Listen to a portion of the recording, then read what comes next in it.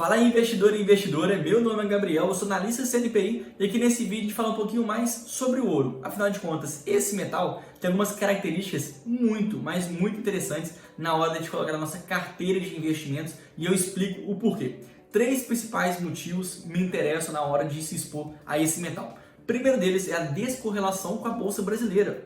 Segundo, descorrelação com a bolsa americana. Em terceiro ponto, nós temos que a descorrelação com os ativos em renda fixa. Então, olha só, o ouro por si só já tem uma característica de investimento que pouquíssimos ativos no mundo possuem.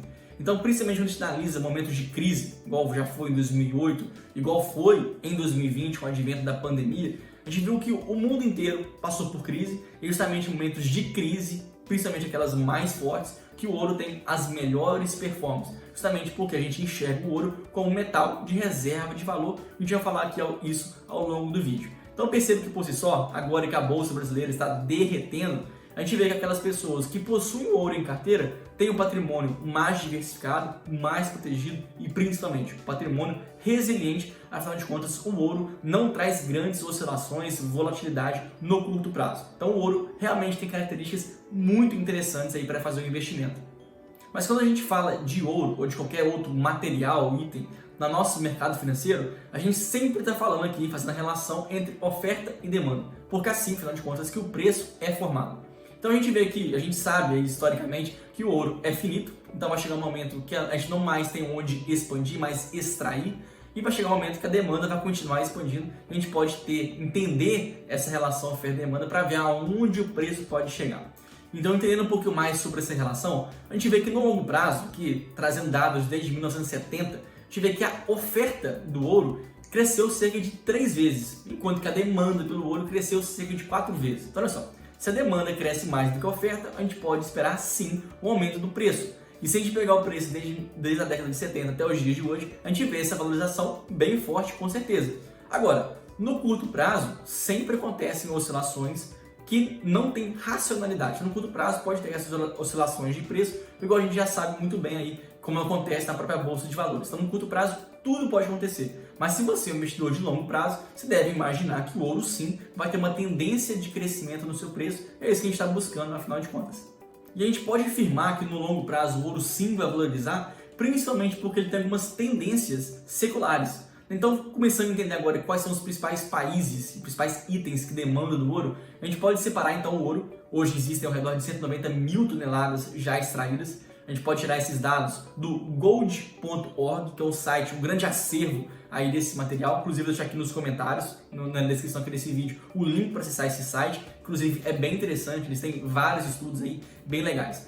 Mas então, esse total de ouro que nós já temos extraídos, mais de 50% dele é destinado para a demanda de joias. E aqui os 2 principais países, China e Índia, correspondem a 50% da demanda dessas joias. São os 2 países mais populosos, o que tem crescido bastante a renda per capita.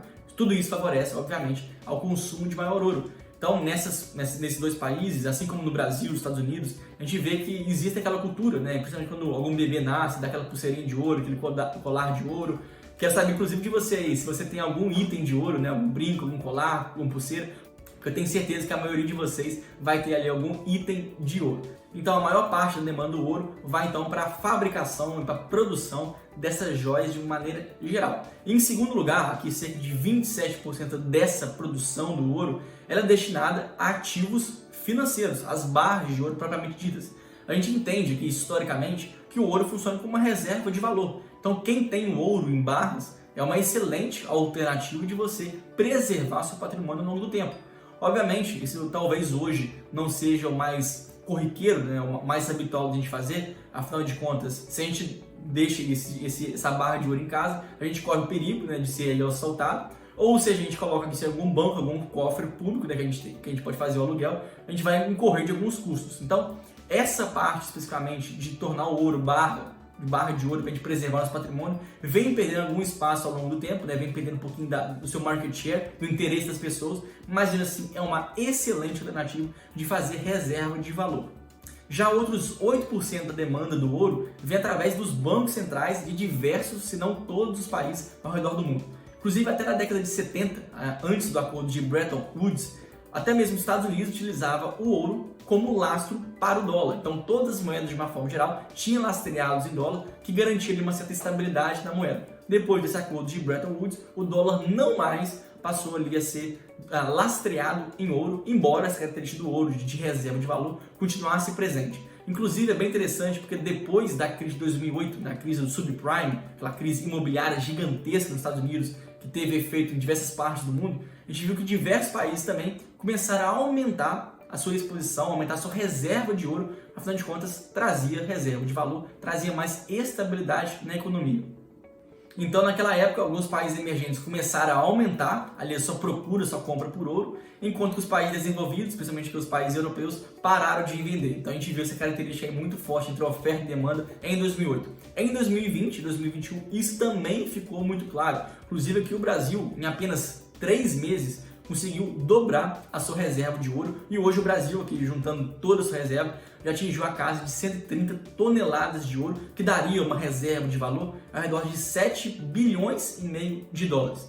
Então, pegando hoje no ranking, o Brasil está na 32ª posição, e com essa compra, que dobrou a sua reserva de valor, ele subiu 10 posições no ranking. Então, ainda assim, tem muitos países com uma reserva de ouro ainda maior que o Brasil tem. Principalmente aqui, os Estados Unidos é o grande líder em termos de banco central que possui ouro como reserva, seguido também da Alemanha, Itália, França e depois China. Mas os Estados Unidos realmente que é o grande líder, embora a gente veja outros países também aumentando sua reserva, assim como o Brasil fez, assim como outros países emergentes também têm feito aqui ao longo desses últimos anos.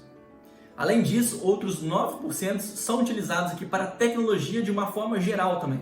Inclusive, provavelmente o celular deve ter sido utilizado algum ouro para sua fabricação. Então, seu celular também é banhado ali, mesmo que muito pouco, talvez cerca de 0,03 gramas, mas ele tem sim um pouquinho de ouro, porque o ouro é um metal muito bom para fazer a condutividade. Então, ele transmite elétrons de uma forma bem interessante. Então, essa condutividade elétrica é muito bem feita, né? O ouro é um bom condutor. Então isso realmente é uma característica importante do ouro. Além do mais, ele é um material não corrosivo, a gente já está cansado de saber, até mesmo aí nos séculos passados era utilizado como moeda principal, principalmente por essa durabilidade, a não corrosão, também por ser um material bonito, né? Um material que a gente consegue identificar com muita facilidade. E não só aqui no campo da condutibilidade e também do ativo financeiro, mas o ouro também é muito utilizado para fazer algumas catálises, né? Ele é utilizado como catalisador de algumas reações químicas, ele acelera alguns processos, assim como tem surgido vários temas, né? Várias pesquisas que tendem a utilizar o ouro até mesmo para tratamento de autismo e de HIV. Então, olha só, em diversos ramos, né, tanto aqui biomedicina, medicina, a parte financeira, a parte de elétrica, de semicondutores de uma forma geral, a gente sempre vê que o ouro tem alguma aplicabilidade. Então, o ouro também vem sendo muito explorado nessa parte tecnológica que domina, então, 9% da demanda do ouro global. Finalizando agora, então, sobraram agora 3% da demanda do ouro. E de onde você acha esses últimos 3%? Aqui vem dos ETFs. Sim, tem muitos ETFs, principalmente os ETFs americanos, que têm uma exposição ao ouro e que fazem essa indústria movimentar bastante. Mas antes da gente falar sobre o ETF, que hoje já existem muitas opções, inclusive aqui dentro do Brasil, antes para nós brasileiros comprarmos ouro, a gente tinha basicamente uma única opção, que seria através do OZ1D, que era um contrato à vista que a gente negociava isso no mercado financeiro para comprar o ouro. Só que, até então, isso não era nada democrático. Afinal de contas, você comprava realmente o ouro físico. Então, você comprava, a cada contrato do OZ1D, você comprava 250 gramas de ouro. Só que o ouro tem uma cotação cara. Então, geralmente, esse investimento não fazia o menor sentido, principalmente para os investidores pequenos. Supondo aqui uma carteira ideal, que a parte do ouro significasse 5% do total do seu patrimônio líquido, somente para investidores com mais de R$1 milhão, faria sentido você comprar algum contrato do OZ1D. Agora, se você quisesse comprar isso no mercado fracionário, podia até ser viável, poderia até existir alguma alternativa, mas não apresentava liquidez. Então, olha só, se você queria ter liquidez, você teria que pagar muito caro. Se você não queria pagar muito caro, você não teria liquidez. Então, comprar ouro até alguns anos atrás era realmente uma missão bem difícil, mas ainda assim poderia ser feito, não através do home broker, também essa era mais uma dificuldade que tinha. Então, o investimento deveria ser através da própria mesa de atendimento de cada uma das corretoras. Algumas corretoras, inclusive, nem tinham esse produto, então não era acessível, não era fácil você se expor ao ouro até então.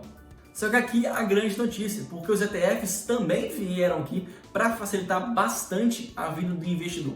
Então hoje no Brasil já existe o Gold 11, que é um ETF que replica um outro ETF americano chamado IAL. Então o IAL é hoje o segundo maior ETF do mundo em termos de ouro. Então olha só, o Gold 11 compra outro ETF. Esse outro ETF americano, aí sim, diretamente, ele vai comprar ouro. Então ele tem reservas de ouro também. Então assim, você consegue fazer uma exposição indireta ao ouro em barra. Bem interessante isso com certeza.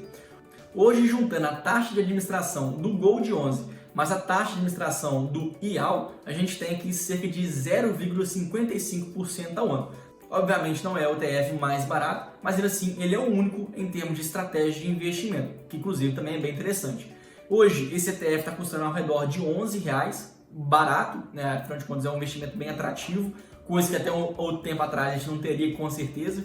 E nesse último ano que ele está negociado na bolsa, ele já acumula uma alta de quase 10%. Olha só, ouro mesmo a gente sabendo que não tem tanta volatilidade, tanta oscilação, nem cresce tanto no longo prazo, mas ele assim, 10% em um ano, principalmente quando a bolsa de uma forma geral está despencando, a gente vê que o ouro com certeza é uma estratégia de investimentos bem interessante. Então essa é a forma de você investir em ouro no Brasil. Agora, se você tiver alguma conta no exterior, alguma corretora no exterior, seria inclusive até melhor, porque você consegue economizar um pouquinho na taxa de administração. E aí você teria duas alternativas: ou investe diretamente no IAL, que seria esse ETF, o segundo maior ETF do mundo, teria uma taxa de administração de 0,3%, ou então você poderia investir no GLD, que é o maior ETF de ouro do mundo, tem a mesma estratégia então, do IAL, embora tenha uma taxa de administração de 0,4% ao ano. Então, por esse motivo, aqui faria mais sentido a gente analisar e investir no IAL, pensando na sua menor taxa de administração. Então, assim, nós temos as alternativas de investir tanto no Brasil,